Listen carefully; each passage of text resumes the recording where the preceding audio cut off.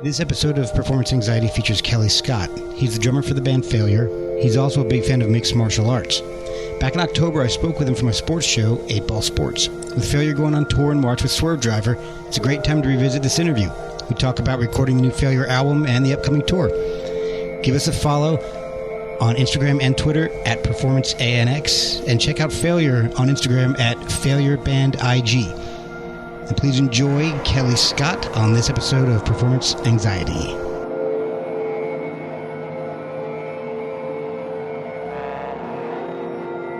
Kellii Scott of the band Failure, and you're listening to Performance Anxiety.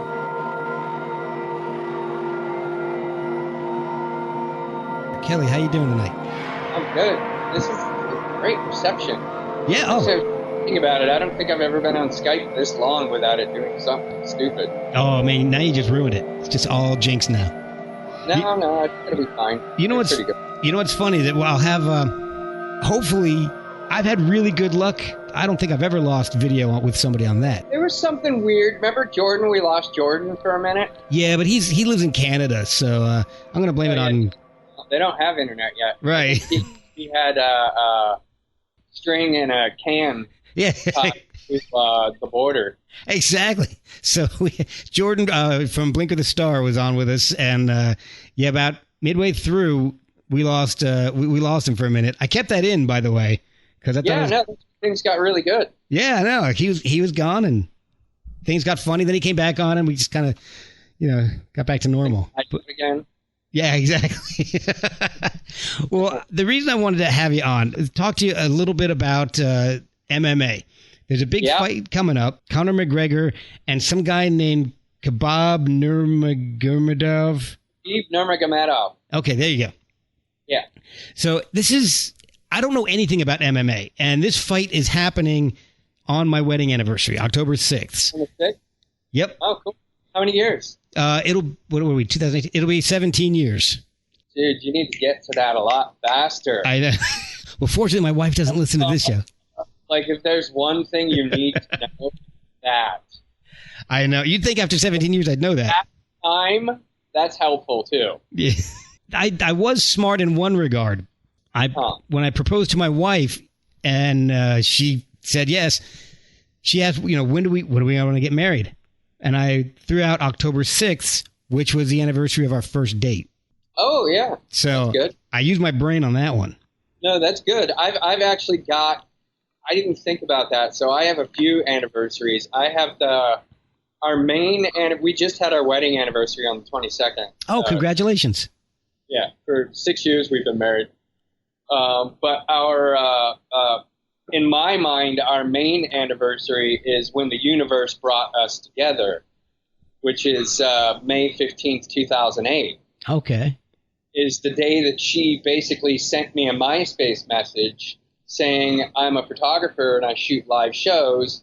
I see you're a musician. If you're playing sometime, and it's this whole long MySpace thing. And I'm like, well, as a matter of fact, I'm playing tonight. Why don't you come down if you're available? Da-da-da-da. We talk a little bit more. For our first anniversary, I actually printed that out on nice paper and got it framed and everything. Oh, man. I bet that scored some big points. Yeah. I'm constantly scoring big points. I love being in love. Well, the cool thing is Priscilla's show for my other podcast, Performance Anxiety, will be coming out the same day that this podcast comes out, because we're recording this one a little late this week, and it'll be out Friday, and so will Priscilla's. So it's like kismet. Nice.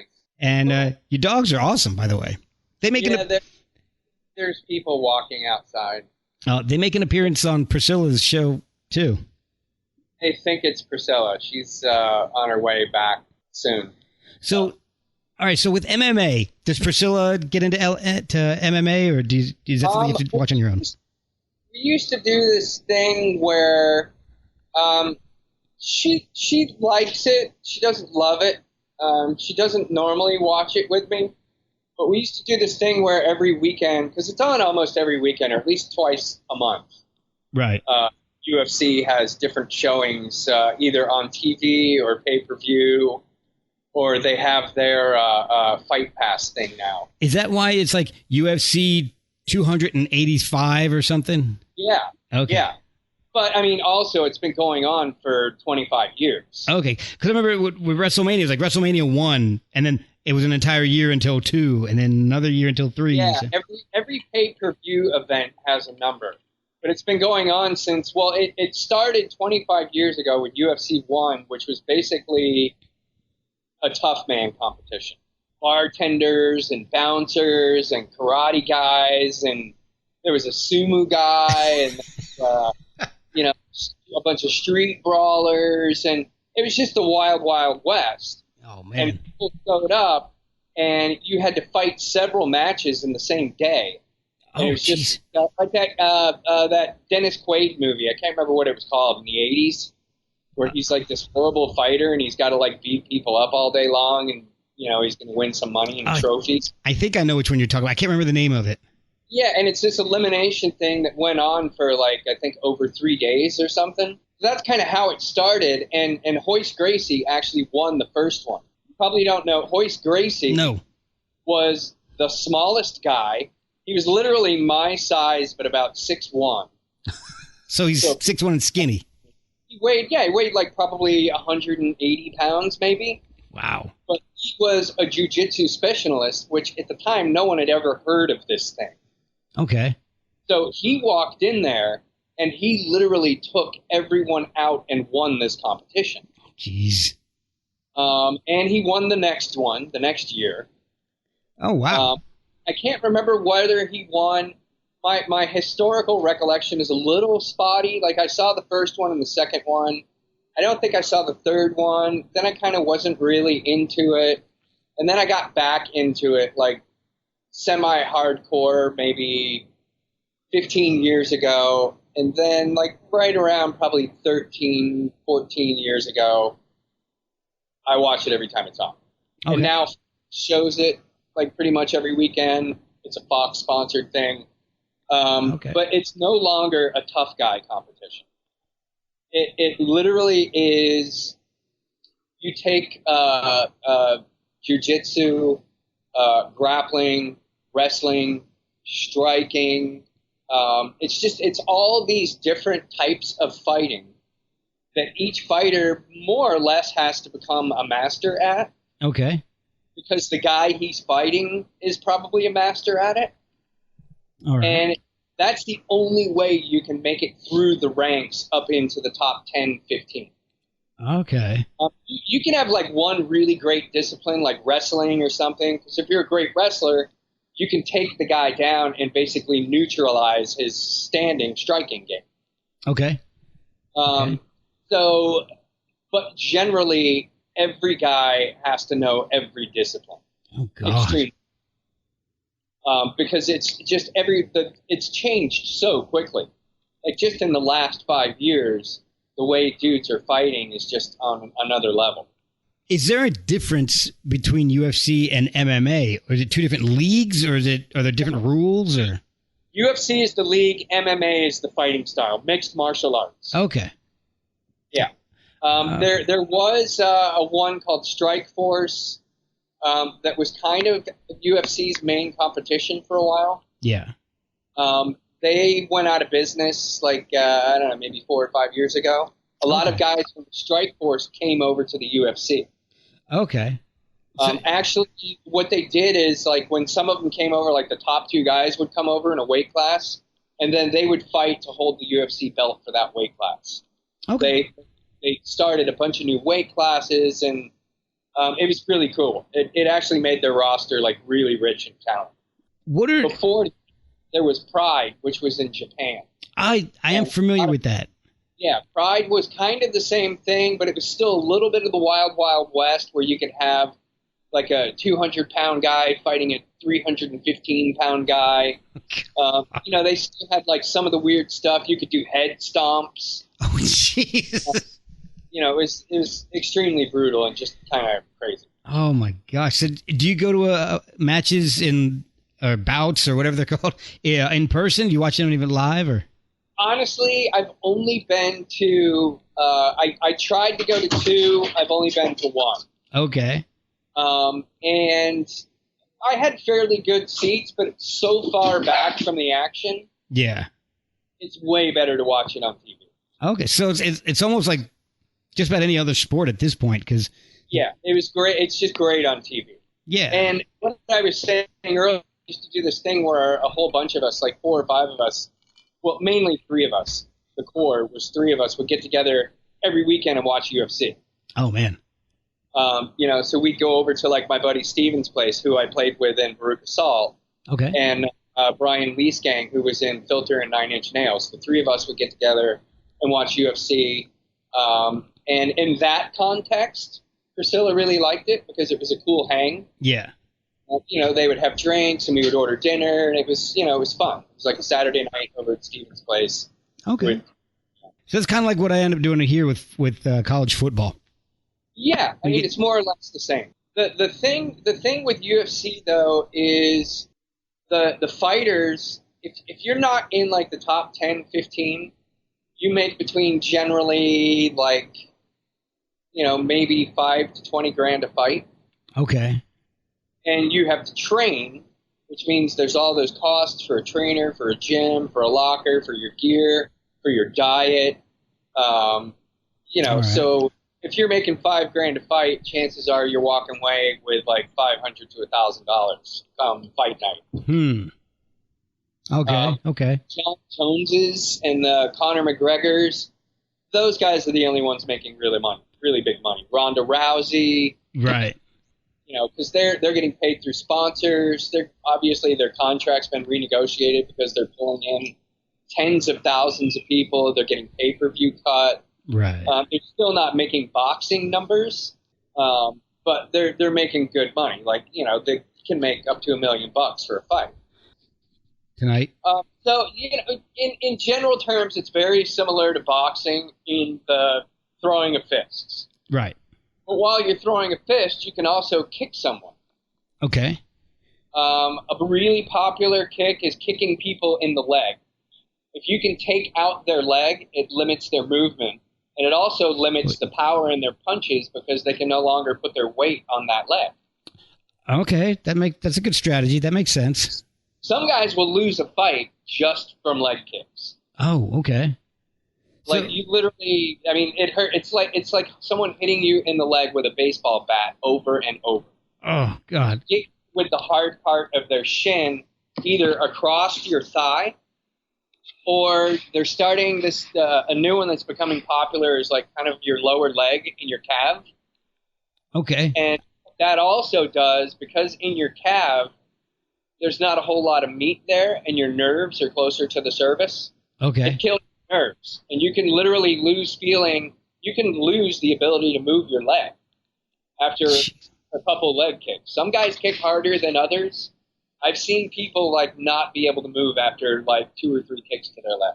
Oh my gosh. And that's generally the end of the fight. You can't defend yourself. Yeah. Well, okay, that makes sense. Now, what kind of moves are illegal? You have to be knocked out, or you have to be tapped out.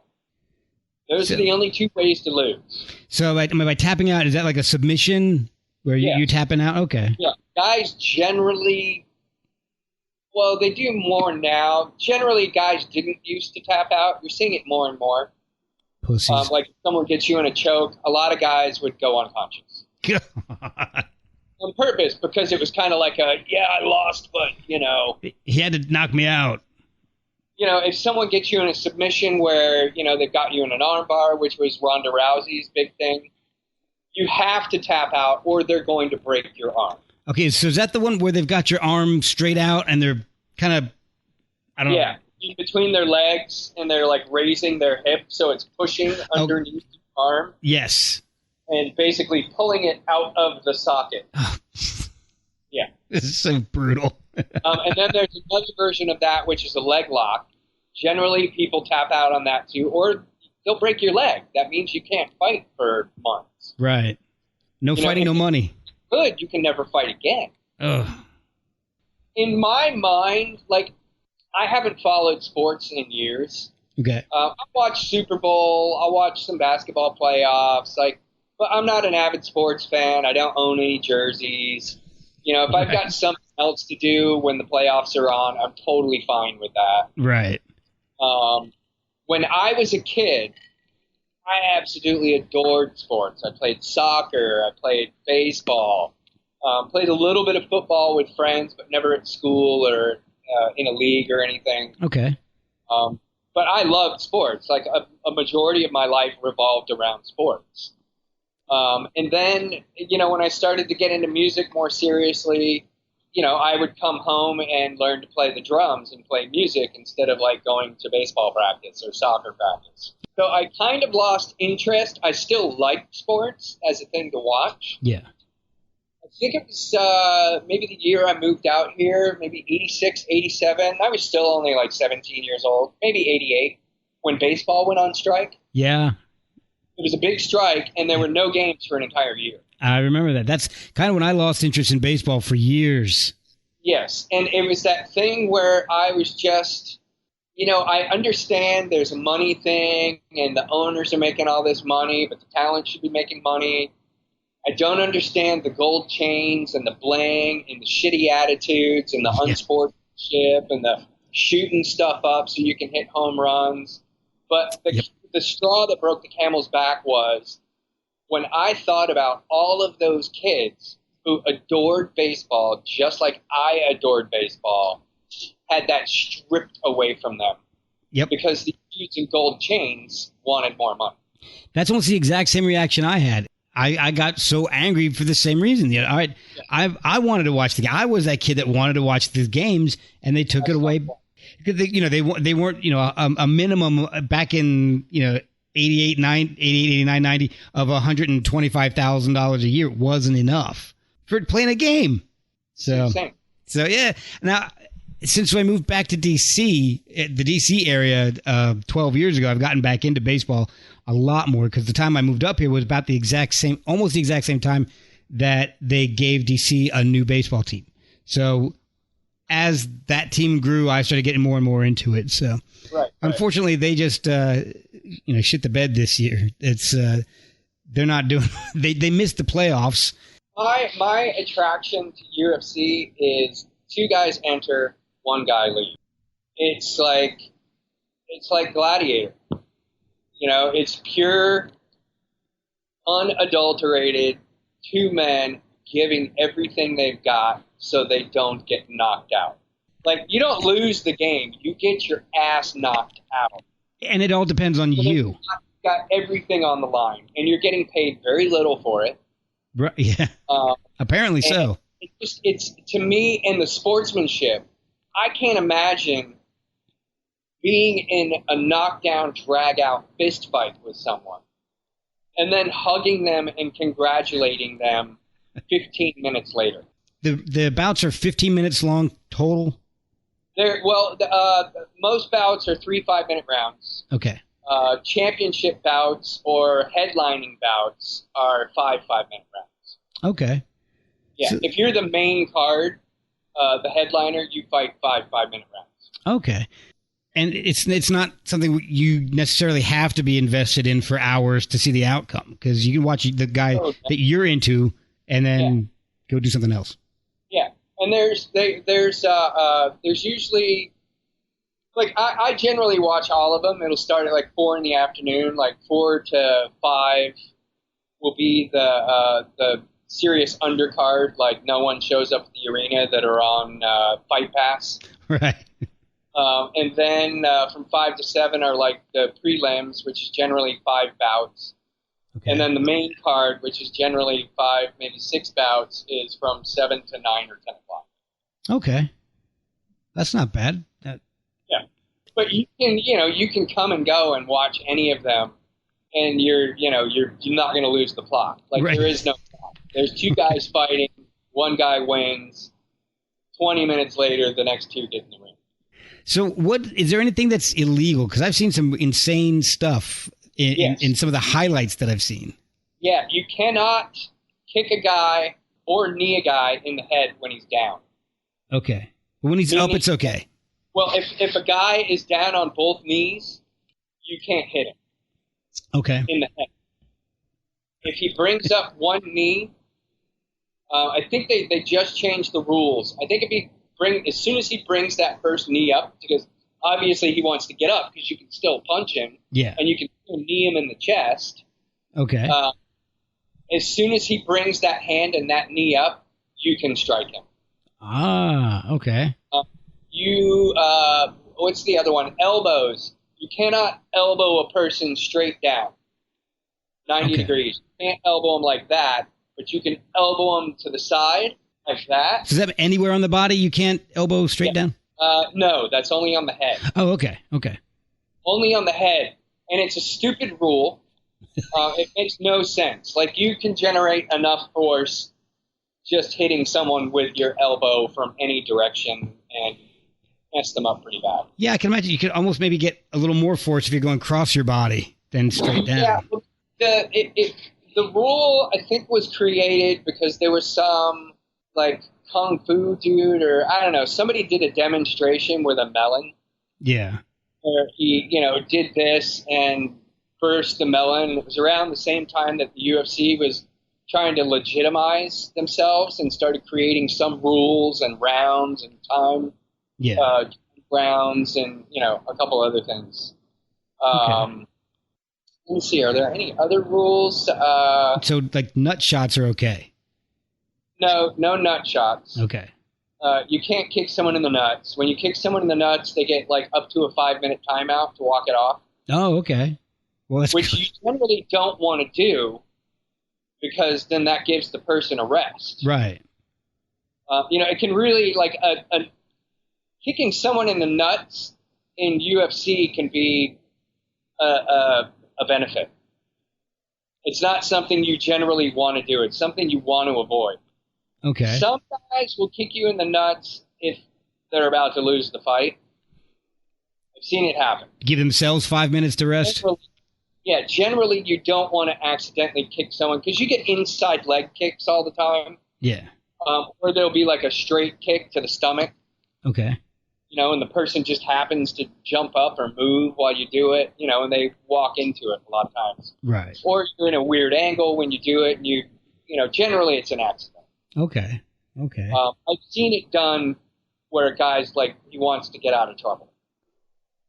Okay. Well, yeah, I mean, if you... like a 5-minute timeout. Up to 5 minutes. If you didn't kick the guy that hard, he could wave it off.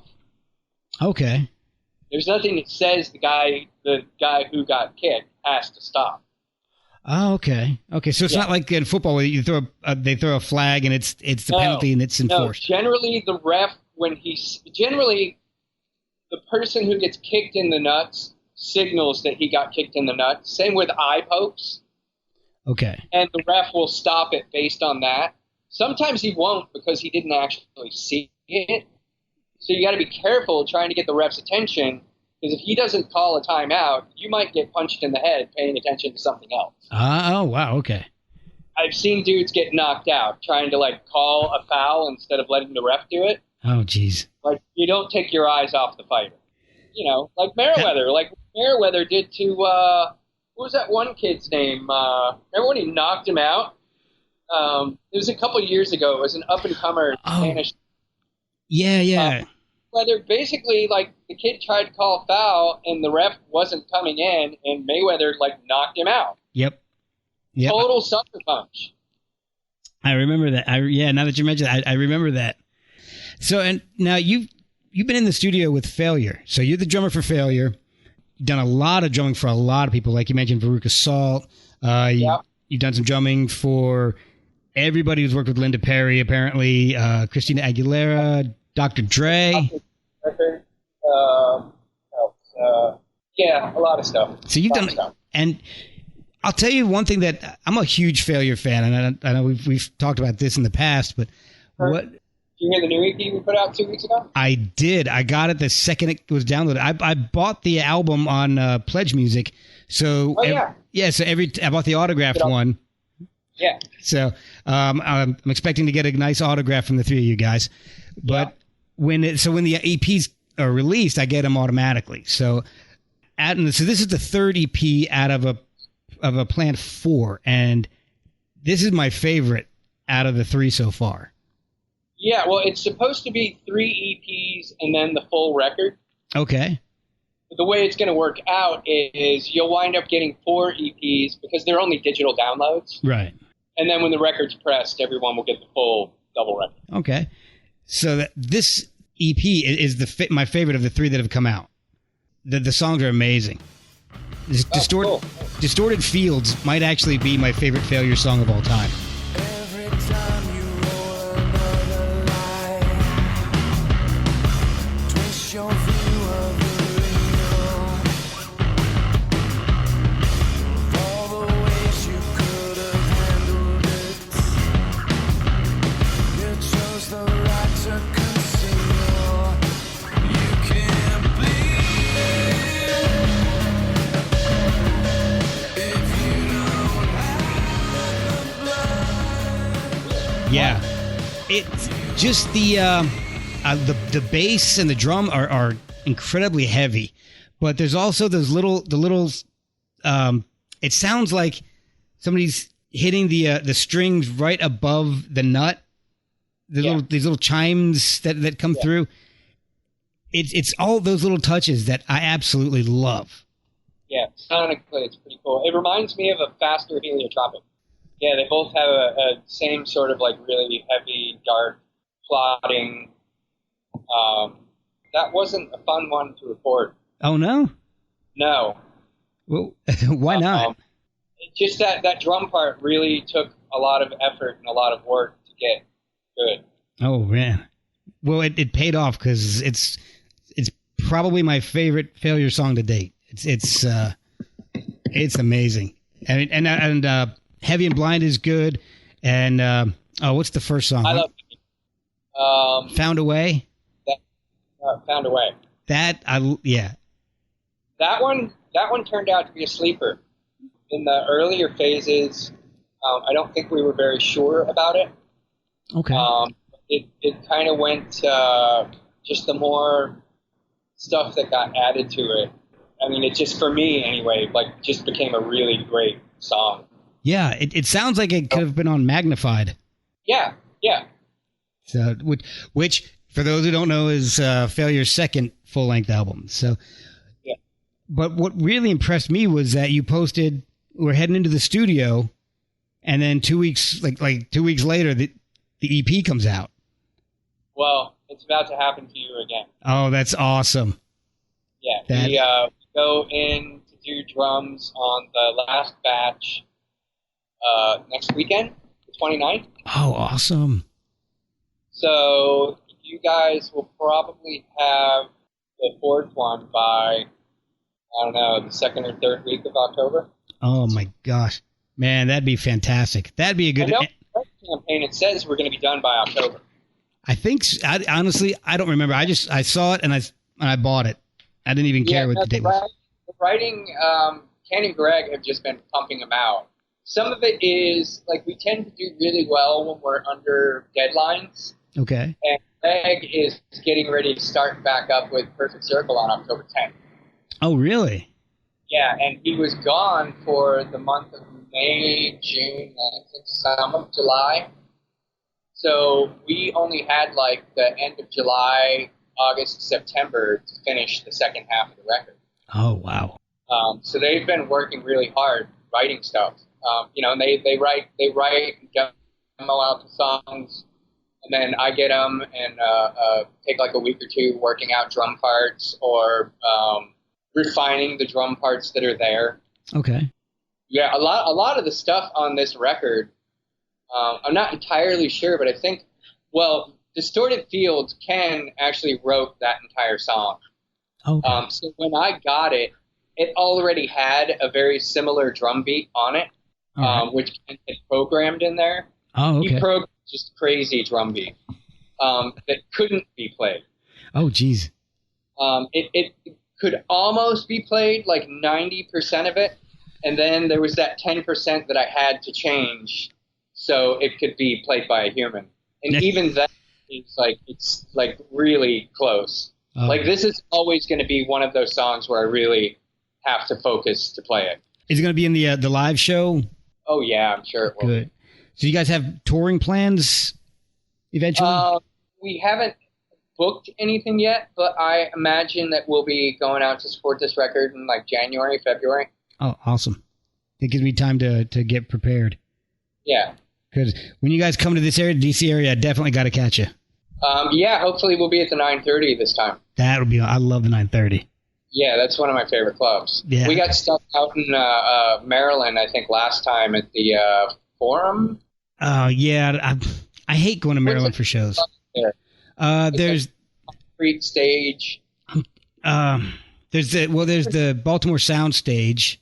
The Sound Stage. Okay. Yeah. Yeah, we were there. We did that. We did the 930, I think, twice. I prefer the 930. The 930. We played the 930 when it was still Worcester Hall back in 3. Oh, back at the old 930. Yeah, it was like the Navy or the Air Force gymnasium. Yeah. Back then. Yeah. Yeah, we played there with Tool in 93. Oh, man. See, that was one of the tours I wanted to go. I was in New Jersey then, and I wanted to go see you guys. And I remember seeing that the tour was coming out, and I don't remember why I couldn't go. I'm sure it was some financial problem. But yeah. So, unfortunately, I have never had a chance to catch Failure live. So, when you guys come around, I'm going to have to do it. Dude. I know. You've never seen us live? No, I'm gonna admit right now That's hard. Like, the records are really cool. Yeah. But when you see us live and it sounds exactly like the friggin' record, your pumpkin is just blown. Well, that's awesome. I know now.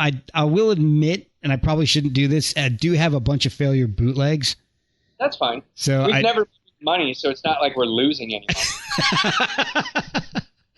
I'd be upset if we were actually selling stuff and there was like this, $1 million market out there that we weren't tapping into of people bootleg things. But if we wouldn't be as popular as we are today after breaking up if people wouldn't have bootlegged stuff and spread it around all these years. Oh, see, there you go. So didn't get bigger for breaking up, Well, people were bootlegging stuff and passing it around. Well, and I'll tell you that the albums you guys have done since reforming have been the best stuff you guys have done. So it's... I think so. I have a hard time calling it the best because at the time, I think we've always made the best record possible. Mm-hmm. I think this record today is just as great as Fantastic Planet was the day that we were working and finishing that. Yeah. And that was one of my favorite albums back then when that came out. But in saying that, we do become better as a band. And I think our records become richer, and I think we evolve. And it doesn't get boring or stale or, we're not competing with a lot of the downfalls that I think most other bands compete with when they've been around for so long and trying to still make records. So far we've managed to continue to make records like we're a new and thriving upcoming band. Yeah, and your albums don't sound stale. I mean, you can definitely tell a Failure song when you hear it. There's definitely a sound to the band, but even then, like, this record doesn't sound like the last record. Like, there's stark differences. If you put them side by side, they sound like the same band. It's the same band. But sonically, like, there's a lot of differences between the two records. Oh, yeah. From what I've heard of the new EP, the new album, the 3/4 of it that I've heard, I agree. I definitely agree. Now, I don't know if you can answer this at all, but I've only seen it shown as LP5. You guys are going to actually have a name for the album, or is it just going to be LP5? Yeah, the name is all 4 EPs combined together. What is the first EP? Because the first EP that I have, it just... Here's the whole deal in a nutshell. When we were getting together to decide how we were going to do the record, we took into consideration that I have a full-time job, Greg was having a baby, and Ken was going through a lot of personal stuff, which I'm sure everyone will know about soon. It's not really my place to say what it is. Right. We just had a lot of stuff going on. And even the things that we planned for, a lot of other stuff has come up in our lives, like Greg with the Perfect Circle thing. Yeah. Ken's been doing a lot of other records. I had a horrible tragedy in my life a couple months ago. Yeah, I remember. So, life still happens, and we decided that we needed to make a plan for that. And our plan was that we were going to do things slightly different in that we wouldn't be able to lock ourselves away somewhere and write and record a record from start to finish over a 6-month period. Right. That just wasn't going to happen. So what we did do was we decided that we were going to make the record in EPs, in installments. We were going to do a batch of the record at a time. And we were going to release them so, people wouldn't have to wait an entire other year for new music from us. Right. And then that kind of led to the idea of we came up with one master artwork and one really long title for the record. Okay. So our way of doing it would be, since we can only, I literally, I've spent 4 days, it'll be 4 days on drums. Every 2 months I spend a day recording the drums. So that gives me room to do all the stuff I need to do in my life. Right. Here and there I do pre-production. I'll go out to a buddy's studio and work over the songs and tighten up the parts and, make sure I'm ready when it comes recording day. And Ken and Greg will get together once or twice a week over, a month period, writing and arranging the songs. But generally we have a lot of free time to do life. Yeah, yeah. So what we did is we basically decided that we would have 4 releases, and each release would be a section of the artwork that we already had and a section of the title. Okay. In the Future is the first part of the title and the first part of the artwork. Okay. Yeah. And then Your Body Will Be is the second part of the title, the second EP, and the second part of the artwork. And then you have The Furthest Thing, which is the third part, and so on. Okay. The fourth part will be the last installment of the artwork and the last installment of you'll all have the full title. Okay, because when I download... What you have is you can't put the EPs together in a way where you'll be able to see what the final artwork is. Oh, no, okay. But once you see the final artwork, you'll see how all the EPs equal that. Okay. But when I downloaded the first EP, it came out, it just said LP5. Yeah. So it didn't say In the Future. Oh, it didn't? No, not on my computer anyway. Yeah, it was supposed to. So, and it may have just been how it came out on my computer. It's just I can manually do it myself now, but so now it makes a lot more sense. Yeah, the first PE so far it's In the Future, Your Body Will Be the Furthest Thing. Okay. All right. Well, that makes better because it was just showing up as LP5. Your Body Will Be the Furthest Thing. So. Yeah. All right.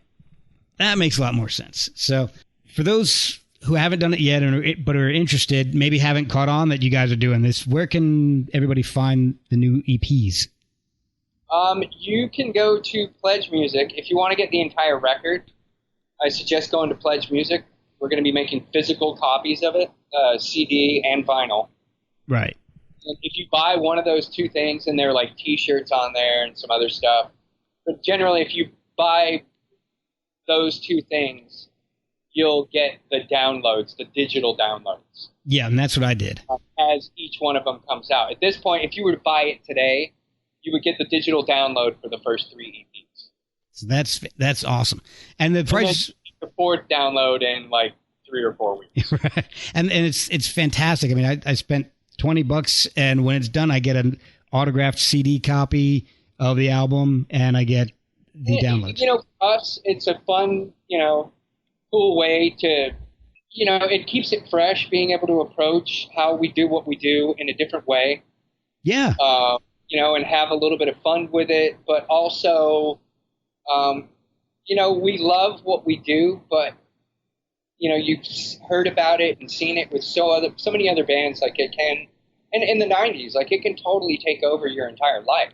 Oh, I can only imagine. Compared to your friends and your family and your kids, and for us, we've managed to, since we've gotten back together, managed to strike a balance with, here's this thing that we do together that we really love and we're really good at. How can we do that so we can still have a family life that keeps up with our obligations? We're able to show up for the people that we say we're going to show up for and that we love. And, it has to be a balance. So we do like 3-week tours. That's awesome. And then we're home for like a month. And then we'll go out for 3 more weeks. And, and the same thing with the record, And even on the last record, when we lock ourselves away, it's like any other job. Oh, daddy's going off to work. We go to work, we get there at 10 a.m., and we all come home at like 6 p.m. Work on the weekends. See, that's great. And especially, you don't get that a lot, or I don't hear about that a lot with other bands. It's good that you guys are all in the same frame of mind and have the same approach to this. You don't get to hear about that a whole lot. Well, and it's also because we got to step away from it. Right. And all those years of being away from it, you get to see how you wished you had done things differently. Hindsight is 20/20, how you could have done things differently. And knowing those lessons when we got back together, it made perfect sense that things would go forward better than they ever have because we started out all on the same page, all of us agreeing like what we wanted and how we wanted to do it. And, it's just one more thing that's made us a tighter unit than ever. Well, that's awesome. And I'm really anxious to hear the rest of the album. Where can everybody find you guys on social media? On Pledge, or you can go to our website, failureband.com. Okay. Buy it there, and there's also like T-shirts and previous records there. Or actually, you can get it on iTunes. You can get the digital on iTunes. I think you can buy all 3 sections for like I think $4. Oh wow, that's awesome. Yeah, because they're only EPs. Yeah. Well, that makes sense. So you guys are on social media. Where can people find you? They can find you personally if they want to find you or the band. Yeah, my Kellii Scott Facebook, Kellii Scott Twitter, Kellii Scott Instagram. I believe Ken and Greg's is pretty much the same thing on all those platforms, and the Failure Facebook page, and Failure Bandage, Failure Band IG is our Instagram. All right. At Failure is our Twitter. All right. Well, guys, this fantastic segment, this educational segment about MMA, is brought to you by Morose Gert. From the people who brought you Go-Gurt comes Morose Gert, with sayings like, what's your credit score? And retirement has been bumped up to 75, on the back of the lids. Morose Gert gives you just the right amount of reality to keep you grounded while enjoying a spoonful of Tahitian vanilla or Brazilian coconut yogurt. Thank you, Morose Gert. All right, Kellii, thank you for coming on, man. I appreciate it. I feel bad that Tommy and Eric missed you. Well, there's the future. Yeah, we'll get you on again. We'll pencil in another day. Yeah, maybe. You know what? Maybe we'll get you to go down to Eric's bar when it opens up. Rye Fox down in somewhere in. Dude, I would be also more than happy to come on like one of the actual sports shows and just call bullshit on everybody. Oh, well, that's what we're looking for. We love to do that. I mean, you should have an instigator on the show, like one guy that just doesn't like sports. You know what? We should do that. We've got 3 guys. We used to be 4, but now we got 3 who really don't know dick about sports, talking sports. Right. Well, I mean, I guess we know generally speaking about sports. We know what we like. But I'll bet as it goes on, people are like doing more research in the background. Oh, like, yeah. Everyone's going to be a friggin' sportscaster. Oh, yeah. Well, it's funny because we'll be sitting there, we'll be talking, and hey, who do the Redskins play next week? I don't know. Well, aren't you? Aren't you a fan? Well, no, not really. So I can tell you who Alabama's playing because that's my team, college football. But do you think they're ever going to change their logo? The Redskins? No, not while Dan Snyder owns them. I know they've thrown out possibilities like the Washington Warriors and. Yeah, you can't name them after a basketball team.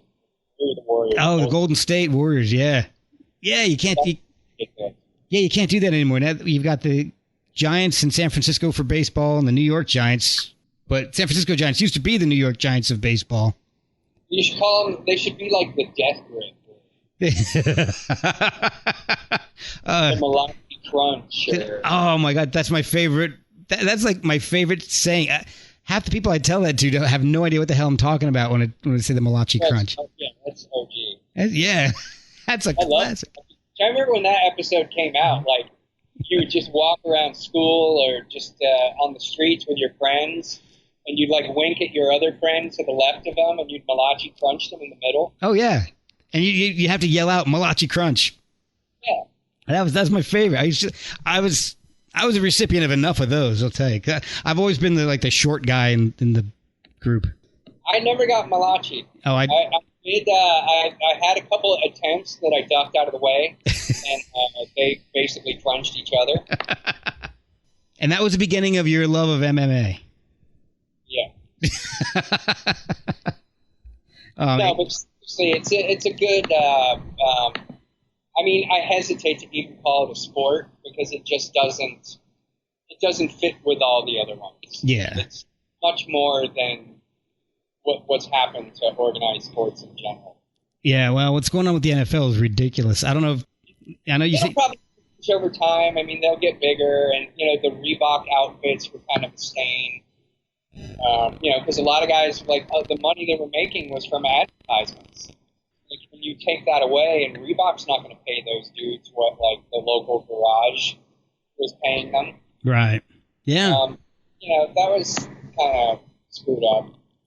Yeah. Well, I mean, it's once big money starts getting into things, and big money's in every sport now. It doesn't matter, but then you've got responsibilities to their image, and it's just it gets. They get a vote. They get a vote for their money. They get to say how they want things to go. Exactly. So, and that's why you can't expect guys like the NFL commissioner Roger Goodell to do anything that the NFL owners aren't going to allow him to do because they pay his salary. So that's just a joke. But I'll let you go. I know you got stuff to do, and thank you so much for coming on.